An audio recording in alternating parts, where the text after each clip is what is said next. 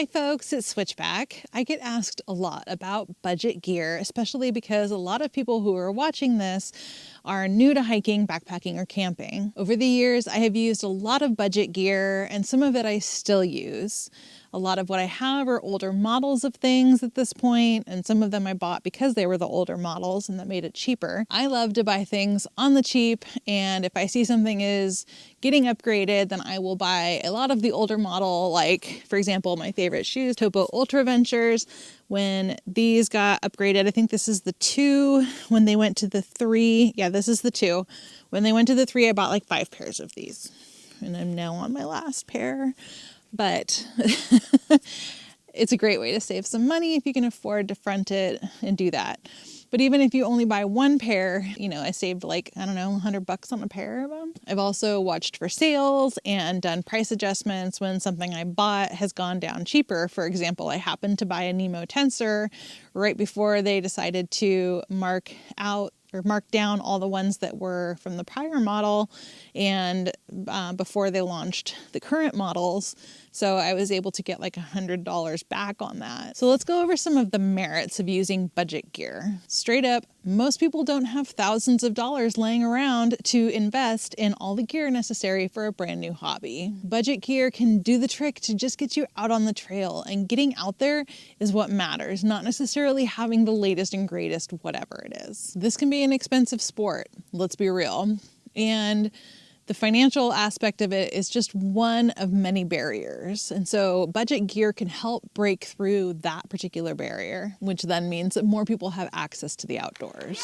Budget gear can help you get your friends out because you're a heck of a lot more likely to lend out your $100 item than you are your $700 item. Budget gear can also help you make an informed decision when it is time for you to upgrade to something more expensive.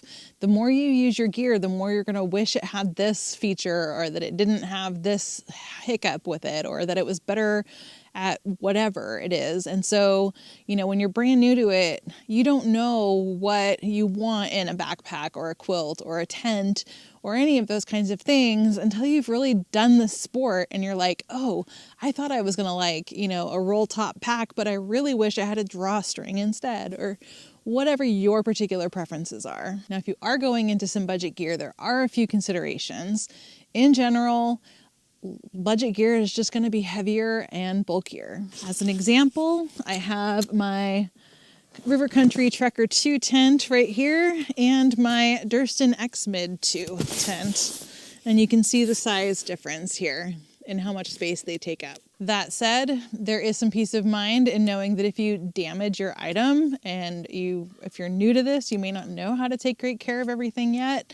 But if you damage it, it was $100 and not $600. That said, you generally don't have to be quite as gentle with it, and you learn how to take good care of expensive equipment as you do, but you're going to feel a lot less stressed out about damaging something that was $100 versus $600. Some items may, and not all, but some items might break down or get damaged faster than something that is of higher quality, even when you take excellent care of it. Budget tents may require waterproofing and seam sealing, but to be fair, the same can be said about some expensive tents. You may be getting an older model which may not have all the bells and whistles of a newer model, but it may be worth the trade-off. And again, you may very well end up upgrading in time.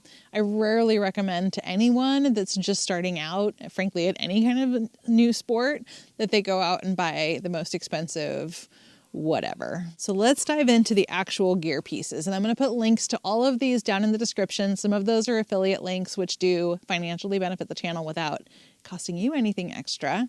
And the prices are all going to be based on what they are today as of filming. A great budget tent that I have had for a long time is that River Country Trekker 2.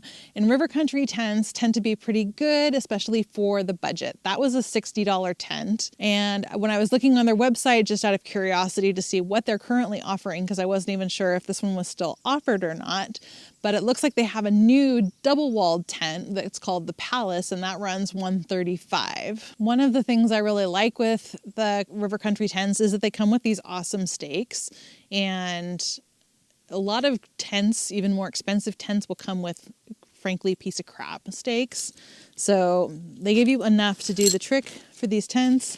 and they're good stakes. This is actually one of the few tents that I use the original stakes on. Circling back to the Palace, I guess it's 3 pounds, 3 ounces. It's again a trekking pole tent, so you don't have the weight of the poles, assuming that you actually hike with trekking poles. The Trekker 2 is made of polyester treated with polyurethane for waterproofing, and that can come off over time. It may very well peel off, and if you're a child of the 80s who did as much camping as I did, you very well remember peeling off that waterproofing layer as a kid. But you can re-waterproof any tent, of course. The Palace, like most tents, is made of sil nylon, and sil nylon is what most tents are made out of. It's going to stretch and sag over time, and especially if it gets wet, it will stretch and sag. But again, you're going to have this issue with pretty much any tent. I love that the Trekker's floor is tarp, and that means, so I save it right now. I don't use that tent necessarily anymore because I do have the X-Mid, but I save that tent for when I take my dog, because with that tarp floor, it's much less likely that she's going to puncture it with her claws, or if she does happen to do that, or she snags the no-see-um mesh with her claws, which she likes to scratch at the door, it was a $60 tent and not a $300 tent. Next item is the Marmot Trestles sleeping bag. I bought mine at least 9 years ago, but I liked it enough that I recommended it to Mountain Goat when she got into backpacking, and she still uses hers. And sometimes she uses it with her quilt, or sometimes she chooses her quilt over the sleeping bag. It just depends on the trip. But she tends to run cold, so putting them together works very nicely. I have the long and wide version, and so that extra length, me being 5'4", it makes my feet a little extra cold. I can bind it if I need to, or fold it over, but because of my body shape and how I tend to sleep, I really needed that extra width. Don't forget to account for that 15 or 20 degrees difference between the survival ratings that you see on these things and what you can actually use them at. And mine is a behemoth and about 5 pounds, and it takes up a lot of my backpack, as a lot of especially synthetic sleeping bags tend to do. Thermarest Z-Lite Sole. I have the original Ridge Rest So Light, which is rolling up versus folding up. And if I probably will never get rid of this pad because it is indestructible. Even if you puncture it, it's not going to damage it in any way. It adds an extra 2 to your R value if you're using it in conjunction with another sleeping pad, but I have used it by itself before. I think that the folding design would probably be nicer. It wouldn't curl up on you while you're trying to lay it out. It would be easier as a sit pad or a knee pad. I don't know if it would necessarily be easier to pack, but if I somehow lost mine, then I would probably go with the folding Z-Lite Sole. And these run about $50. REI Flash 55 backpack. This is currently at full price at $199, but again, this is something that goes on sale frequently. I got mine on sale. I probably paid $125 for it, maybe $150. Great pack, very popular. If Gregory packs fit you very well, then these will fit you as well. It's well under 3 pounds, and mine has comfortably carried about 40 pounds. The REI Trailmade 60 backpack. This is one I have for my son, who is 15 right now.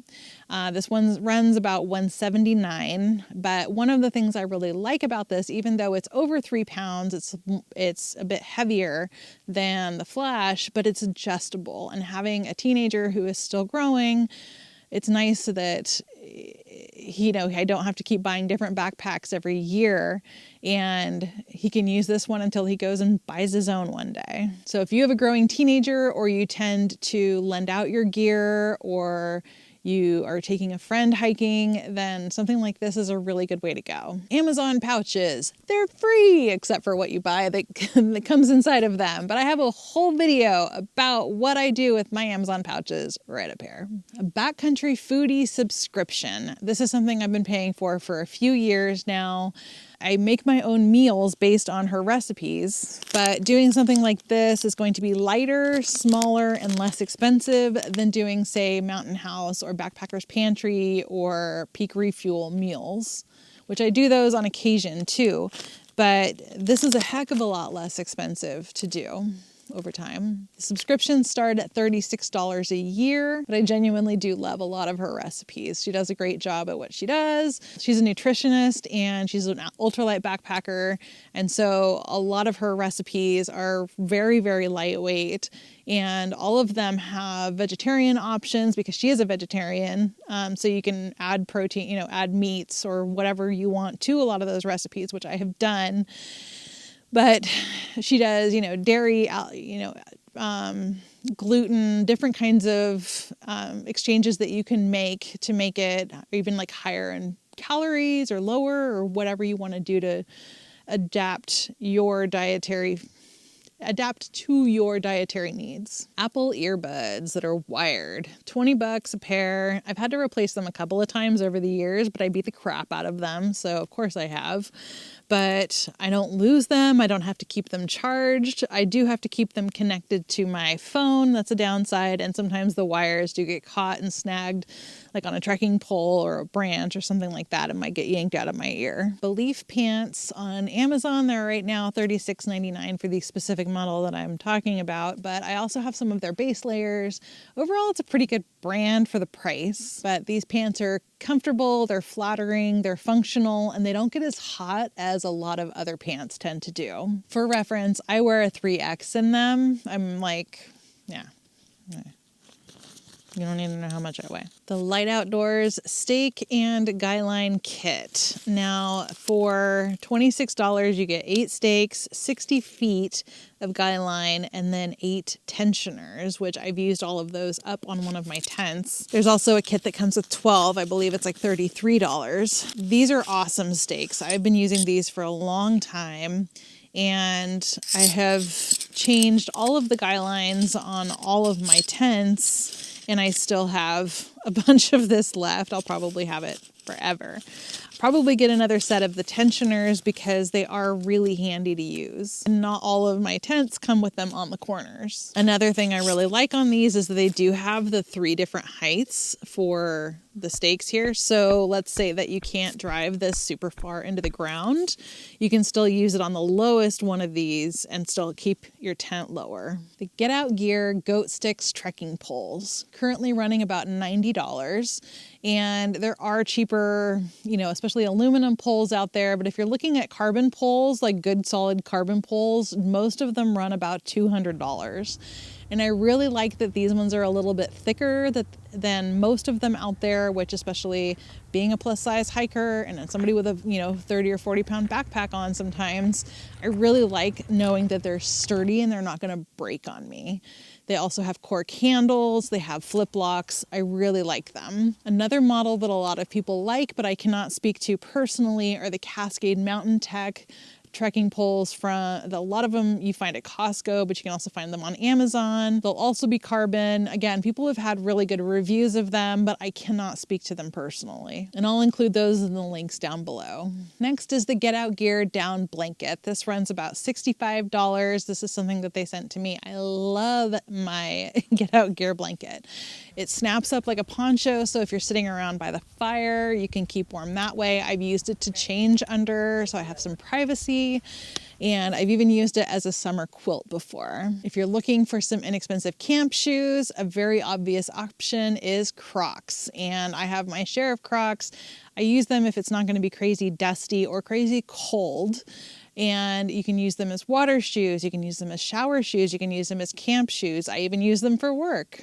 In fact, I'm wearing a pair of them right now. I like that I can wear them with socks. So if I get up to go pee in the middle of the night, I'm not putting on flip-flops if I have on socks that I'm sleeping in. Now, if you're watching this video, you're probably fairly price sensitive and want to know about saving money on your gear. I have a ton of tips that will help you out in this video right here. Thank you so much for watching. Bye.